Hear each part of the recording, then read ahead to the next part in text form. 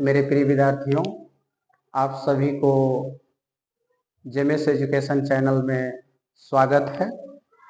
आज हम लोग 12वीं वर्ग के पोइट्री का फर्स्ट लेसन, जिसका नाम है sweetest love I don't give, जिसको लिखे हैं मेटाफिजिकल पोएट जॉन डन की समरी देखेंगे। मुश्किलों से भाग जाना आसान होता है, मुश्किलों से भाग जाना आसान होता है। जिंदगी का हर एक पहलू इम्तिहान होता है। डरने वालों को कुछ नहीं मिलता मेरे प्यारे विद्यार्थियों, संघर्ष करने वालों के कदमों में जहां होता है। तो आइए इस समरी को देखते हैं, और मुझे आशा नहीं बल्कि विश्वास है कि यदि आप इसको देखेंगे तो बिल्कुल 100% आपको समझ में आएगा।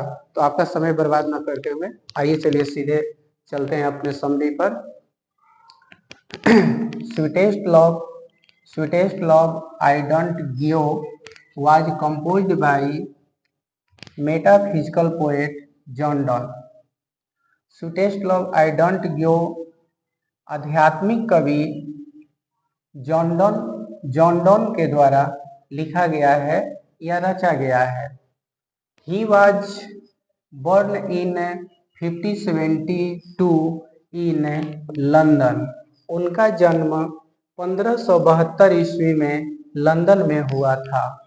At a time, उस समय, when जब इंग्लैंड was staunchly anti-Catholic, उस समय जब इंग्लैंड सशक्त रूप से एंटी कैथोलिक था, मतलब कैथोलिक के विरोध में था। He was forced to leave Oxford University without a degree। उनको अर्थात जॉन डन को जो है उनके धर्म के कारण बिना किसी उपाधि के ऑक्सफोर्ड यूनिवर्सिटी को छोड़ने के लिए विवश कर दिया गया था। He was forced to leave Oxford University without a degree because of his religion। उनके धर्म के कारण बिना किसी डिग्री के ऑक्सफोर्ड यूनिवर्सिटी से उनको छोड़ने के लिए, ऑक्सफोर्ड यूनिवर्सिटी को छोड़ने के लिए उनको विवश कर दिया गया, बाध्य कर दिया गया, और उनको ऑक्सफोर्ड यूनिवर्सिटी छोड़ना पड़ा। He studied law and read theology। उन्होंने कानून का अध्ययन किया और धर्मशास्त्र की पढ़ाई की। He also participated in 2 naval expeditions। उन्होंने 2 नौसैनिक अभियान में हिस्सा भी लिया, भागीदारी भी किए। He was briefly sent to jail। उन्हें थोड़े समय के लिए जेल भी भेज दिया गया। क्यों उनको जेल भेजा गया था? क्योंकि उन्होंने अपने आश्रयदाता की भतीजी से चुपके चुपके शादी कर लिए थे। इसके कारण उनको थोड़े समय के लिए जेल भी जाना पड़ा था। Donne is well known for his songs and sonnets, satires and elegies and sermons. Donne जो है अपने सॉन्ग्स और सोनेट के लिए, सैटियर्स मतलब व्यंग्यात्मक कविताओं के लिए, एंड एलिजीज शोक गीत के लिए, एंड सरमन्स धर्मोपदेश के लिए विख्यात हैं, प्रसिद्ध हैं। He died in 1631। उनका निधन जो है 1631 ईस्वी में हो गया।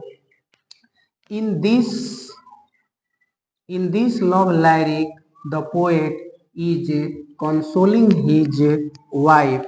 इस लव लाइरिक कविता में जो है, इस प्रेम गीतात्मक कविता में कवि अपनी पत्नी को मना रहे हैं, सांत्वना दे रहे हैं। टेलिंग हर, उससे कहते हुए, दैट कि he is going away not because he is tired of her. वे सांत्वना देते हुए उसको कह रहे हैं कि he is going away not because he is tired of her, वे उससे दूर इसलिए नहीं जा रहे हैं कि वे उससे थक गए हैं या उब गए हैं, और he wants a better woman, या वे एक बेहतर महिला को चाहते हैं, ऐसा कुछ नहीं है। Since he has to die one day, चूंकि उन्हें एक न एक दिन मरना ही है, so he wants to rehearse to live separately for sometimes, इसलिए वे कुछ समय के लिए अलग होकर के, सेपरेटली मतलब अलग होकर के, लिव टू लिव जीने के लिए, रिहर्स मतलब अभ्यास करना चाहते हैं। वे थोड़े समय के लिए या कुछ समय के लिए अलग होकर के जीने का अभ्यास करना चाहते हैं, इसलिए वे अपनी यात्रा पे जाना चाहते हैं। लेकिन उनकी पत्नी जो है उनको जाने से मना कर रही है, वो दुखित है उनके जर्नी पर जाने के लिए, जाने जा रहे हैं इसलिए। ही सेज, वे कहते हैं, the sun sets in the evening and rises again in the morning, सूर्य जो है कल शाम को अस्त हो चुका था, and rises again in the morning, और फिर सुबह जो है वह उग गया है। बट लेकिन it has neither sense nor desire, उसके पास न तो कोई समझ है और ना ही कोई इच्छा है। ही एश्योर्स हर, वे उसको विश्वास दिलाते हैं, दैट कि he has sense and desire to come back to her, वे उसको याद दिलाते हैं कि उसके पास वापस आने के लिए उनके पास अर्थात कवि के पास जो है समझ और इच्छा दोनों है। सो he will come back sooner than the sun, अतः वे सूर्य से तीव्र गति से वापस आ जाएंगे। लेकिन उनकी पत्नी फिर भी रो रही है, तो वे आगे कहते हैं, ही सेज, वे कहते हैं, man's power is very feeble, मनुष्य की शक्ति जो होती है बहुत कमजोर होती है। He tells her not to shed tears, वे उसको मतलब अपनी प्रियतमा को जो है, अपनी वाइफ को जो है कहते हैं कि तुम आंसू मत बहाओ, नॉट टू शेड टीयर्स, आंसू मत बहाओ, क्यों? क्योंकि बिकॉज क्योंकि that will make him sad and weak, क्योंकि वे अर्थात आंसू उनको दुखी और कमजोर बनाते हैं। ही सेज, वे कहते हैं, not to think of any ill during his journey, वे कहते हैं कि उनकी यात्रा के दौरान वो कुछ भी अपशगुन न सोचे। इल का मतलब यहाँ बुराई या कुछ गलत या अपशगुन अशुभ न सोचे। अदरवाइज, नहीं तो डिस्टिनी में फुलफिल, नहीं तो नियति जो है, भाग्य जो है इसको पूरा कर देगी, तो और दुख सहना पड़ सकता है। इसलिए वे कहते हैं कि मेरे बारे में कुछ भी अशुभ मत सोचो।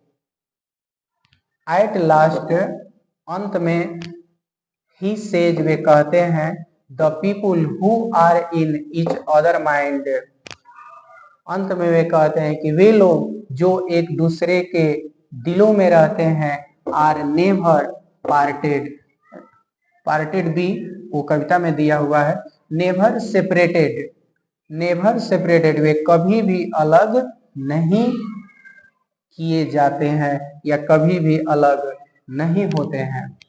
तो मेरे प्रिय विद्यार्थियों, यदि आप लोगों को ये वीडियो अच्छी लगी हो तो आप लाइक, शेयर और कमेंट जरूर करें, क्योंकि आपका एक एक कमेंट जो है मुझे और अगला वीडियो बनाने के लिए प्रेरित करेगा।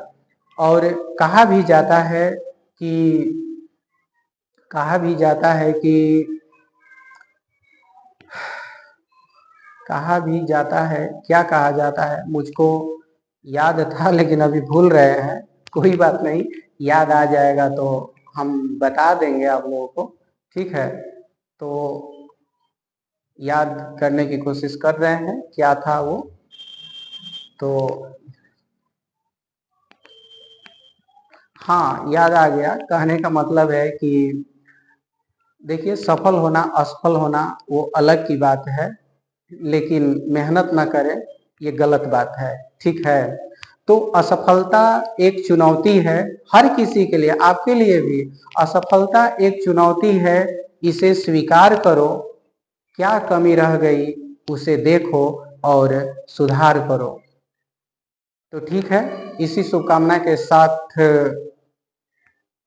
आप सभी को बहुत बहुत हार्दिक शुभकामनाएं। जय Hind, have a nice day, thank you.